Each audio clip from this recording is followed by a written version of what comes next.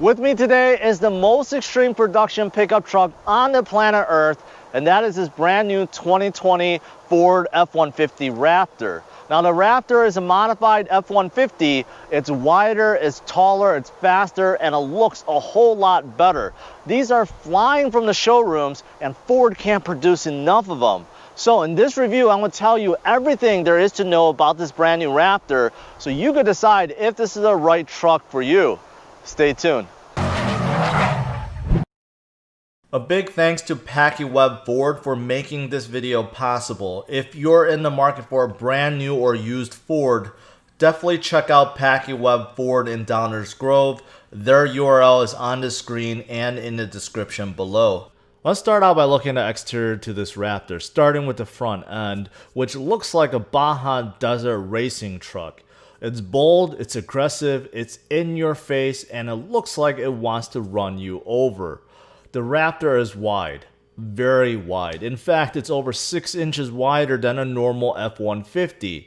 It is so wide, in fact, it is mandated by law that the Raptor have 3 identification lamps, which is required for trucks over 80 inches wide. That's right, the Raptor is 86.3 inches without the mirrors, and close to 97 inches in width with mirrors. Fenders on each side bulge out to accumulate the massive 34.5 inch tires. The center grille is a signature for the Raptor and proudly displays Ford in large bold letters. The LED headlights also have a really unique design, and they have a cool amber accent light that's wrapped around the outside. The hood also has its own unique design as well. Moving to the side profile, the Raptor doesn't disappoint. What pops out right away are those huge all-terrain tires and the lift. The 17-inch aluminum wheels are wearing 315/70/17 tires, which is equivalent to about 34.5 inches. They are from BF Goodrich, the TA-KO2 all-terrain tires. The Raptor is about 3 inches taller than a normal F-150, and in 2019, Ford replaced the shocks with Fox internal bypass shocks that can adapt to the terrain in real time. Now, the back of the Raptor is fitted with dual exhaust tips. They have a matte black finish, and there's a giant Ford molding stamped onto the tailgate. As for the engine, there is only one option, and it's a good one. The engine is a twin-turbo 3.5 liter that is pushing 450 horsepower and 510 pound-feet of torque. This engine is also shared with the Ford GT supercar. Lastly, the Raptor is utilizing a 10-speed automatic transmission. Next, let's look at the different cabs and specifications for this brand new Raptor. There are 2 cabs for the Raptor, the Super Cab and Super Crew. Now what's interesting is the Raptor is the only configuration with the Super Cab that gets a 5.5 feet bed. All other F-150s with the Super Cab gets a longer 6.5 feet or 8 feet bed. Now the length is about 134 inches long, 86 inches wide, and the approach angle, ramp breakover angle, and ground clearance is significantly better than all other trims with the Raptor. Interesting to note though is the departure angle is actually less. Now moving on to the Super Crew, the length increases to 146 inches, which is 12 inches longer. All other dimensions are nearly identical. Let's take a look at the tailgate and bed next. The tailgate opens easily and has a really soft open so it doesn't just slam down. The tailgate also has an integrated step and handle for easy access into the bed, although due to the height of the Raptor, I find it still a bit difficult to step in. Now once out, putting the handle and the step back into the tailgate is a breeze, and I'm really surprised at how light the tailgate feels when closing. The tailgate can be opened up manually or by utilizing the key fob as you see here. Inside the bed, there's really not that much. Spray-in liner or bed liner is optional, and there is no built-in storage. You have some tie downs on the side as well as some in-bed lights. And in terms of the bed length, you only have one option, and that is 5.5 feet on the Raptor. Fun fact, the Raptor is so tall, I have to move my tripod from outside to within the cab to be able to shoot correctly, just FYI. Now with the Raptor, you can select one of two cab configurations. You can get Super Crew or Super Cab.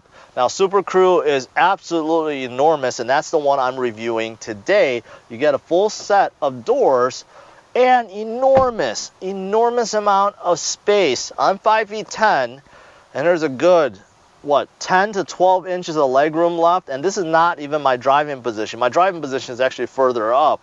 So enormous amount of legroom. Same thing with headroom, probably 4 to 5 inches of headroom left. And because of how wide this Raptor is, you could definitely fit 3 adults here. No problems whatsoever. The seats are very, very wide and massive. But something that's weird is, those of you guys that are parents, you want to put car seats back here, you only get 2 sets of latches, one on each side. There's none in the middle, but it can certainly fit it. It is absolutely enormous. But besides that, in terms of comfort, it's very comfortable. Everything is covered in leather. It smells great. It feels great. The cushion feels really good. The only complaint about the cushion is it's kind of short. I wish it was a little bit longer, but there's a reason for that, because these do fold up, and I'll show you that in a little bit. Now, something that's really nice that I will show you is the floor is flat. So even if you move to the middle, right, there's no problem with your legs or feet elevated. That's not an issue, and that also helps with cargo, because once you fold up these seats, there's enormous space over here for sleeping, for furniture, for tools, for bikes, whatever you wanted to do back here, you can do it. It's an enormous amount of space, and I'm going to show you that in a little bit. Now, what about amenities? You get a whole lot. Starting with cup holders, 2 over here, 2 in the armrest, 1 in each door panel, so 6 cup holders in case you're super thirsty. Now, you do also get a pair of vents, 2 USB ports, you get a 12V outlet, and a regular household outlet. So, if you want to plug in, you can. That's not going to be a problem. Now, this giant panoramic sunroof that you see, this is optional, but it's definitely recommended because it is so massive. It lets so much air in, light in, just feels so much different back here with this open. And because of the way this is configured, this Raptor is configured, you also get heated seats back here, which is really nice in the winter. Overall, it is super, super massive and comfortable back here. Next, let me show you how to fold these seats up and what you get after you fold them up. So if you want to flip these seats up, very easy. There's a strap over here, simply pull on it and push up, and that's it. All right, with the seats folded up, this is what it looks like. Take a look. You just get enormous amount of space over here. One could definitely sleep over here. You throw a pillow, you curl up, away you go. But besides sleeping, you could put boxes, furniture, tools, whatever you could think of, it'll fit back here. It is absolutely enormous. The only complaint I have back here is there's no hidden storage. A lot of trucks these days, you see hidden storage underneath the seat because it utilizes this empty space, right? You do have this bar here, so you could somewhat put things over here, but it's not really intended for that purpose. There's no cover, there's no lock and key, nothing like that. So it's just really open space. But in terms of open space, you definitely get a lot of it. All right, so now I'm behind the steering wheel. Let's take a look at what the cabin looks like. It looks very similar to F-150, but with subtle changes that makes it look even better. Starting with the seats, take a look. It is very sporty, and They feel very good, at least right now. I'll tell you how they feel after I start driving. And of course, Raptor stitching over here. This is the standard seat that you get in a Raptor. There is optional Recaro seats that add a lot of blue accents in the middle. So that is something that you can upgrade to if you wanted. Now, moving on to the door panel, looks very similar to a F-150, although you do have some trim over there that's a little bit different. That is like a black metallic look, and you do have the aluminum surrounds. And moving to the dash, take a look. Very F-150 like, and that's not necessarily a bad thing. I mean, you're still driving a truck, right? So you still want to be reminded that you're in a truck. So I have no problems with the dash looking similar. Now, of course, in the middle you have a large infotainment screen, an 8-inch Sync 3 screen. I'm going to show you that in a little bit. And then you got climate control, media control, and of course shifter, cup holders, a very, very, very large armrest. And then moving over here, you have a 7-inch gauge cluster and a very sporty looking and feeling steering wheel. Now let's start with the steering wheel. It actually has a really good thickness. I could tell right away that this is actually real leather. This is not pleather like a lot of manufacturers. They try to hide that fact. It feels very good, the right amount of thickness, and I really enjoy it. I think it looks pretty good overall. Of course, it looks like an F-150 steering wheel, but with subtle tweaks. Also, like this red stripe, I really like that. Now, in terms of the buttons, okay, very easy to understand. Over here, volume control. Over here, this is everything for the menu. I'm going to show you that a little bit. This is for all the cruise control settings. Now, this is where it gets interesting. Down here is phone control, but this is for your terrain select. And you could select a number of different terrain modes. For example, right now it's normal. And then you can go into, okay, it's shifting, but you could go in deep snow, sand. Then you can go into Baja. And then rock crawl. So it tells you to go into 4 low. Okay, and then let's see, slippery, 4x4 shift in progress. Then you can go into tow and haul, and then you can go into sport, and then finally you can go back to normal. So besides the modes, then you have this, and this changes your steering feel. Very interesting. You could go between normal, sport, and comfort. So I'm going to test out those and see if I feel a difference. So that is the steering wheel, all the buttons, and take a look. These huge paddle shifters in the back, these are not fake. They actually are magnesium, not even aluminum, magnesium. They feel great, and it's massive. It goes all the way from bottom to the top like a sports car. That is really cool. I'm going to test that out. All right, next, let's look at this, the gauge cluster with a huge 7-inch screen. This is what you can get with F-150, but there are things specific for the Raptor. So my view is kind of like favorites, and then you can go trip computer. This is for truck information, digital speedometer, TPMS, configure your gauges, measurements. Okay, this is for towing. If you're towing with this F-150, you can do a lot of things: status information, light check, trailer setup. And then if you go to off-road, this is where it's more specific to the Raptor. So in here, it'll tell you your suspension setup, your 4-wheel drive setup, your steering setup. It'll just tell you how you're configured right now. And if you go back, you could go to off-road status. This kind of shows you if you're on an incline, decline, what your differential is set up. So there's a lot of cool stuff. Power distribution, it'll tell you, as the power is shifting forward and backward and side to side, it'll let you know. So there's some cool specific Raptor stuff on here, but overall, this is very easy to read. It's nice and bright. It's pretty easy to navigate through right here. In terms of settings, some of the safety features that you get in a Raptor: cross traffic alert is on, driver alert is on, rear park aid is on, trailer blind spot, since I don't have a trailer, I'm not turning that on, pre-collision, basically, auto braking, cruise control, adaptive cruise control, lane keep system, advanced settings. So there's a whole lot of safety features that you can turn on or off. So moving on to the side, you got a couple of switches here for the lights on the mirrors if you want to turn those on or off. This is for your high beam, low beam, dimmer switch. This is for electronic brake. This is actually for your electronic pedal. So if you're on the shorter side, taller side, and you want to move the pedal back or forward, you can actually do so with this. This is really cool. You don't see this in a lot of cars.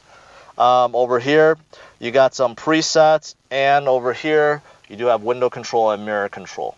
Next, let's talk about infotainment, and this is powered by Sync 3. It's pretty easy to understand, pretty responsive. It's laggy at times, but overall, it works pretty well.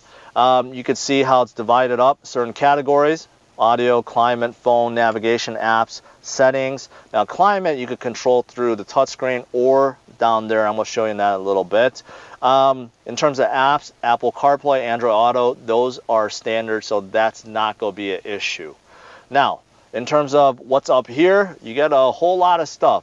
Engine auto start stop. This is something that I normally turn off. This is where your engine shuts off at a stoplight, and I don't like that because there's a lag.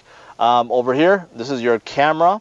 Just like if you went into reverse, this is what's behind you, and a 360 view of your truck, along with all the sensors. With a truck this big, you want all the safety features you could get. So you do have a camera system all around you, so you know if something's next to you, and you got sensors all around the truck to tell you, it'll beep at you if something's around you, and of course you can see what's behind you, which is really nice.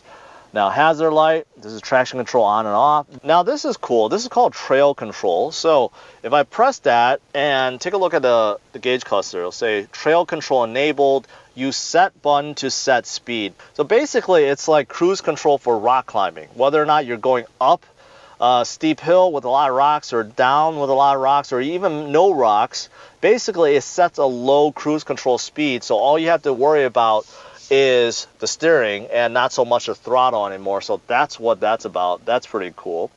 Now down here, you got a big volume knob, tune knob too. This looks kind of outdated, archaic.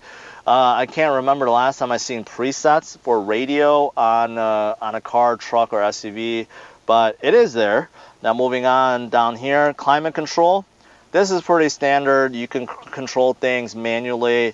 You have dual climate control, going up or down. You know, just turn it. Pretty easy. Now, you do get ventilated seats and heated seats. It really depends on what package you select. So at the beginning of the video, I told you about a few packages. Depending on which one you have, you'll get either heated seats or both.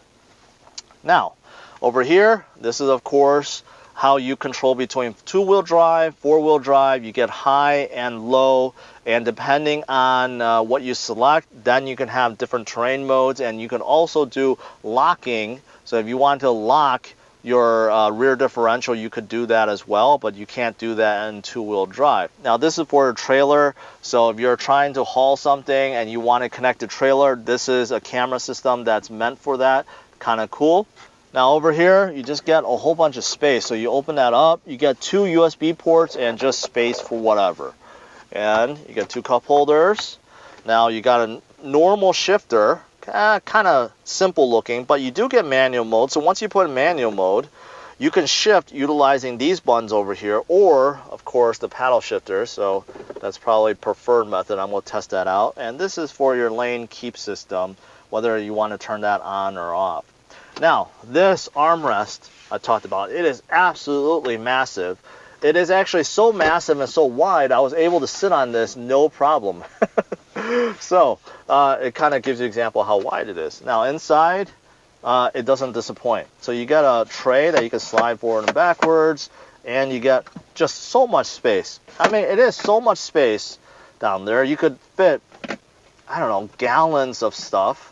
You could put 2-liter bottles, you could put laptops, you could put tools, anything. It is just enormous amount of space, and of course you do get a 12V outlet. So yeah, you can fit whatever you want in there. There you go.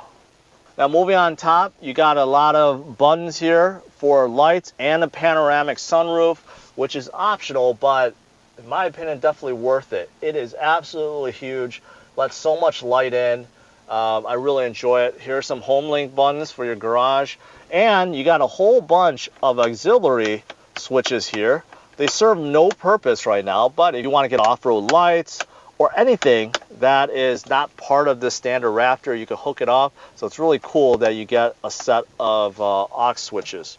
Oh, and finally over here, take a look. You get another 12V outlet and a normal household plug. And this goes up to 400 watts max. So obviously this is for tools. If you have some power tools that you want to plug in or charge, you could do so right up here.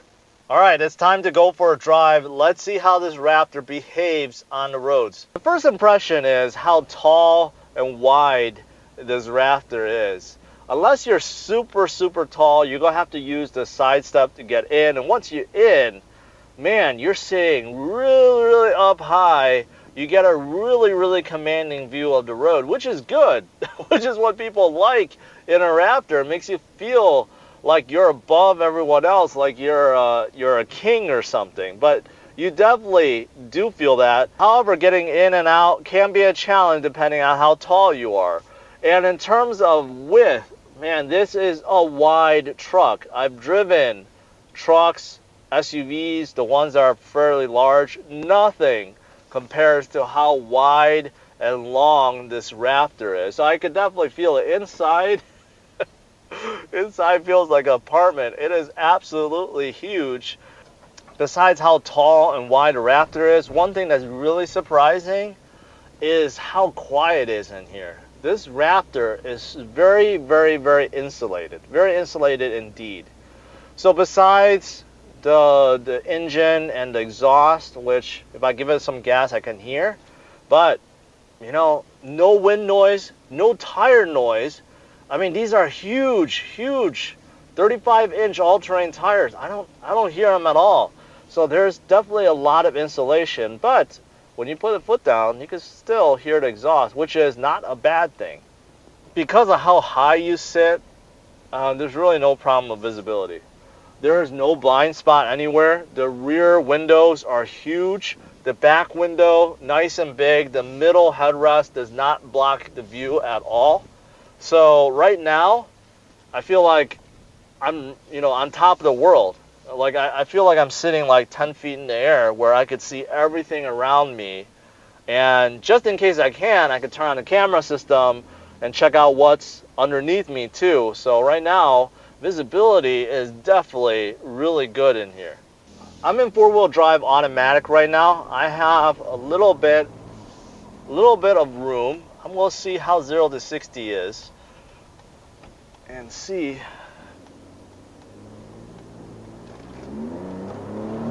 Whoa!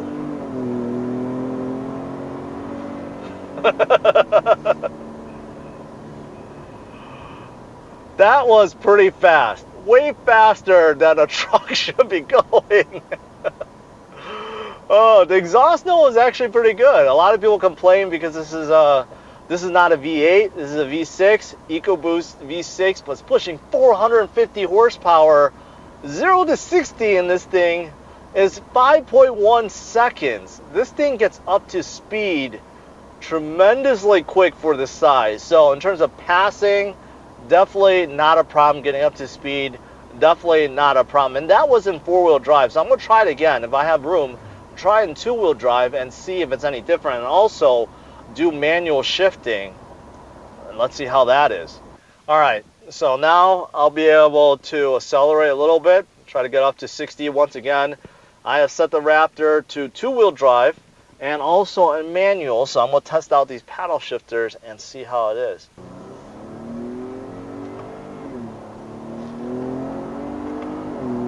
Oh yeah.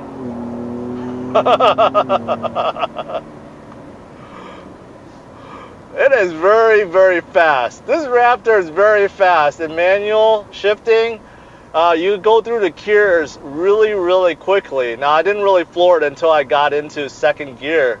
But man, yeah, this 0 to 16 5.1, I definitely believe it. It is really, really quick in here.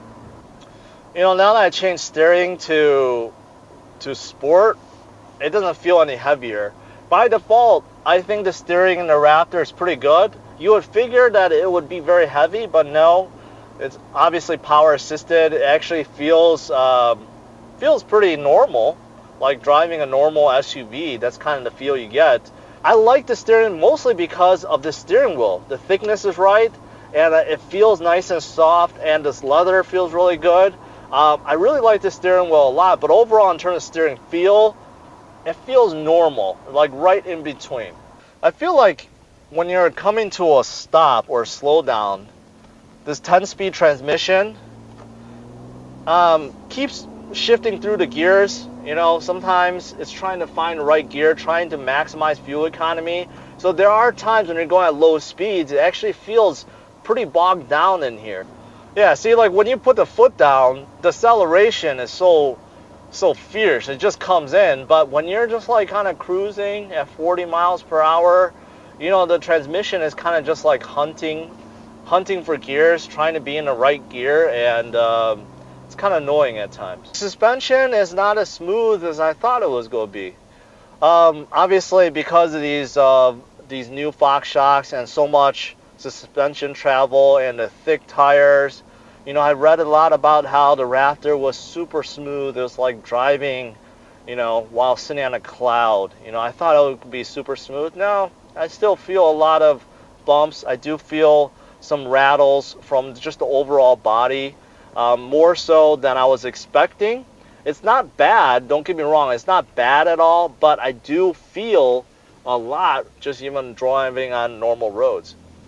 So as for pricing, the very base Raptor comes in right around $55,000, and that includes the Super Cab configuration. Now, if you wanted the Super Crew cab configuration, that'll be additional roughly around $3,000. Now, for 2020 model year, basically the only difference compared to the 2019 is the paint. There are a few additional paint configurations that you can choose from, but that's pretty much it for 2020. Now, what's important is the packages. There are basically 3 important packages that you can choose from. Now, if you wanted a base Raptor without a lot of the luxury features that I'll be showing you in this review video, then you would select the 800A package, and this pretty much comes with just the essentials: the powerful engine, the suspension setup, the interior cabin, and the cloth seats. However, if you want to add some comfort to your Raptor, then you can move up to the 801A. Now this is around $3,800. It adds power seats, heated seats as well for both the driver and passenger. You get leather throughout the cabin. You get power adjustable pedals, and also a power sliding rear window with privacy tint and defrost. Now, moving up to the 802A luxury package, this is what most Raptors are configured with. And as you can see, the price jumps up significantly, almost $11,000, and that's because it adds so much to the Raptor.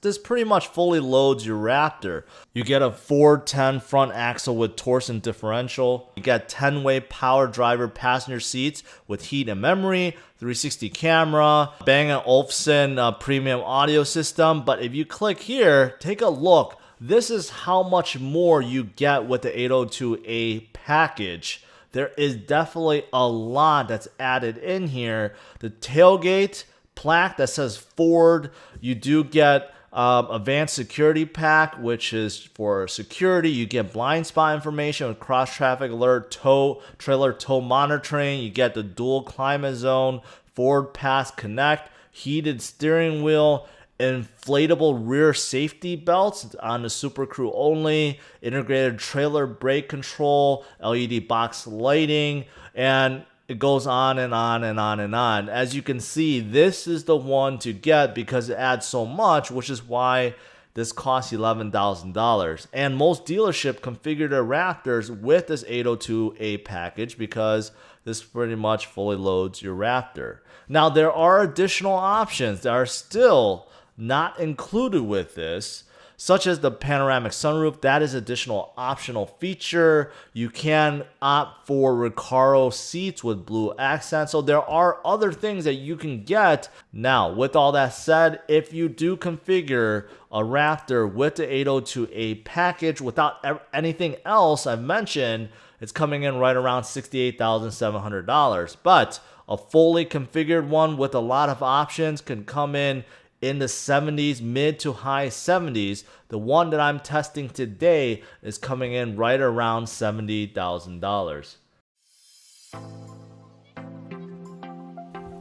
Next, let's talk about the good and bad to this brand new Raptor. Starting with the good, bar none, it's the best looking truck on the planet Earth. The suspension, tires, and terrain modes makes it so that you can pretty much go anywhere. It has apartment-like interior space. The Raptor has a remote tailgate with a step that's integrated. Raptor definitely gives you a very commanding drive. And lastly, it's fast. Very, very fast for a half-ton pickup truck. As for the bad, there's a few. The 10-speed automatic continuously hunts for gears at low speeds. The fuel economy isn't the greatest. There is no tool storage or hidden storage in the bed or the cabin. There are slight suspension and body rattles that could be felt. The towing and payload is less than non-Raptor trims. Finally, the Raptor is pricey, especially with the 802A package and options. Overall, the Raptor isn't for everyone, but for those that are looking for the most extreme truck on this planet that can pretty much go anywhere and out-accelerate anyone on the road, then this might be the right truck for you. I'm ranking the Raptor with a score of 110, and if you want to see how this Raptor compares to its peers, then check out driversonlyrankings.com. Thanks for watching, guys. Make sure you hit the like and subscribe to the channel, and make sure you check out some of these other videos.